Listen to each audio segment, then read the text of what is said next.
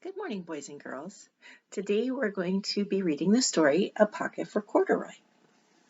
And if we look at the cover of the story, A Pocket for Corduroy, who do you think Corduroy might be? Think about that for a moment. And then turn to someone in your house and tell them who you think Corduroy might be.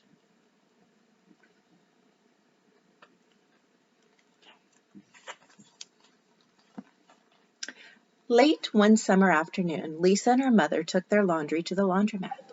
As always on such trips, Lisa carried along her toy bear, Corduroy. So if she carried her bear named Corduroy, who do you think that might be?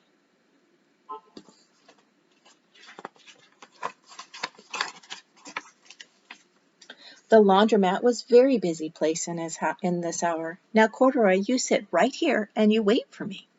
Lisa said, I'm going to help with our wash. So Lisa placed Corduroy down and she went to help her mom with the laundry.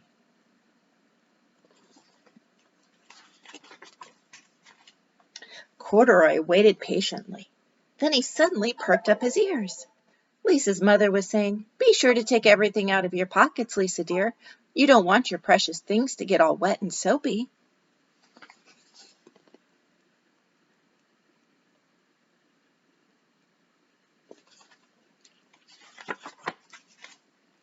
Pocket? Said Corduroy to himself. I don't have a pocket. He slid off the chair. I must go find something to make a pocket out of, he said, and he began to look around.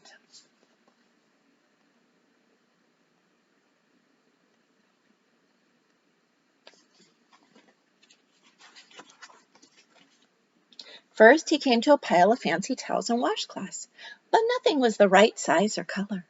Then he saw a huge stack of colorful clothes in a laundry bag.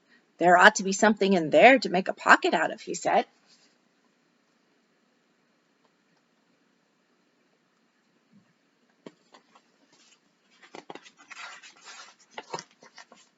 Without hesitating, he climbed inside the bag, which was filled with pieces of wet laundry. The dampness didn't bother Corduroy in the least. This must be a cave, he said, sighing happily. I've always wanted to live in a dark, cool cave. When the time came for Lisa to fetch her bear, he was gone. Oh, Mommy, she exclaimed, Corduroy isn't here where I left him. I'm sorry, honey, said her mother, but the laundromat will be closing soon, and we must be getting home. How do you think Lisa might be feeling right now? Turn to someone in your family and let them know, how do you think Lisa's feeling right now that she can't find Corduroy?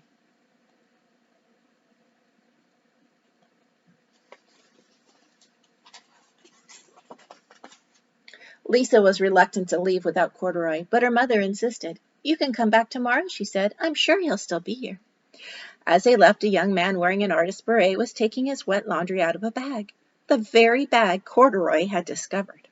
Before he knew it, Corduroy was being tossed together with all the sheets, shirts, shorts, and slacks. What do you think might happen to Corduroy?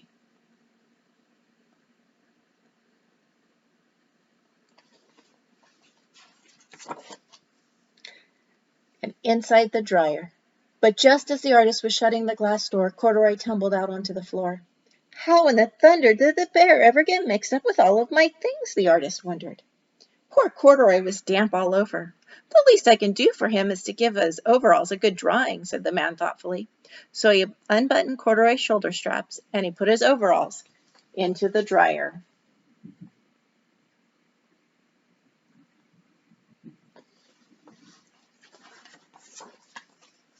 Corduroy grew dizzy as he watched the clothes spinning around, but the artist became inspired. This would make a wonderful painting, he said as he took a sketch pad out of his pocket and began drawing the swirling colors. I can hardly wait to get back to my studio. Finally, the dryer stopped whirling and the man gathered up the clothes. Then he helped Corduroy put on his warm, dry overalls. And all at once the manager of the laundromat called, Closing time! Everybody out! With the laundromat closing, what do you think is going to happen to Corduroy?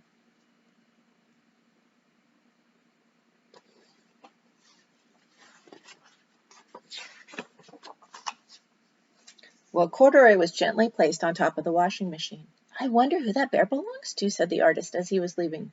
Seems to me he should have his name someplace. He's too fine a fellow to be lost. And as soon as the lights were turned off, Corduroy began his search again. He was surprised to see something white glowing in the dark. Maybe it's snow, he said excitedly. I've always wanted to play in snow. Do you think Corduroy found snow in the laundromat? Turn to someone in your family and tell them what you think that might be.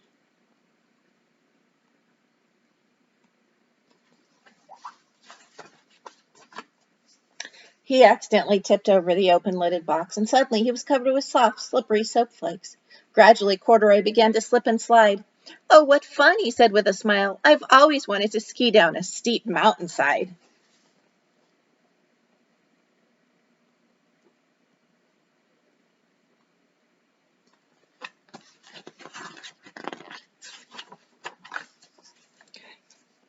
He landed paws first in an empty laundry basket. This must be a cage, he said, peeking through the bars. I've never wanted to live inside a cage like a bear in the zoo.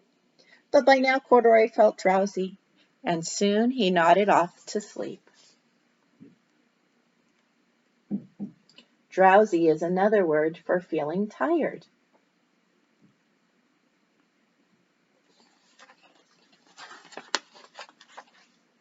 Next morning, when the manager came to open the door of the laundromat, there was Lisa waiting. I left something here yesterday, she explained. May I look around? Oh, certainly, said the manager. My customers are always leaving things.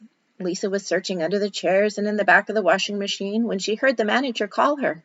Is this what you're looking for, señorita?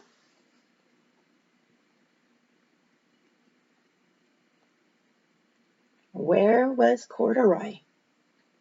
Do you see him?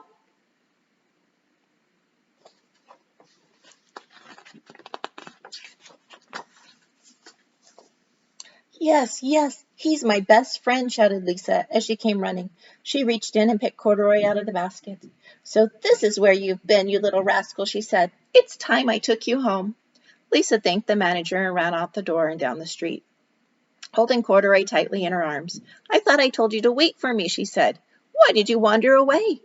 I went looking for a pocket, Corduroy said. Oh, Corduroy, why didn't you tell me you wanted a pocket? Asked Lisa, giving him an affectionate squeeze.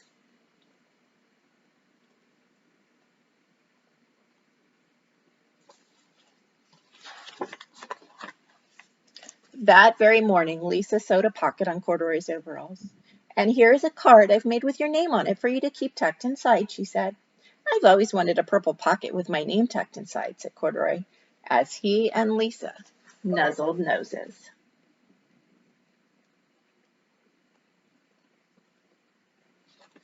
The end.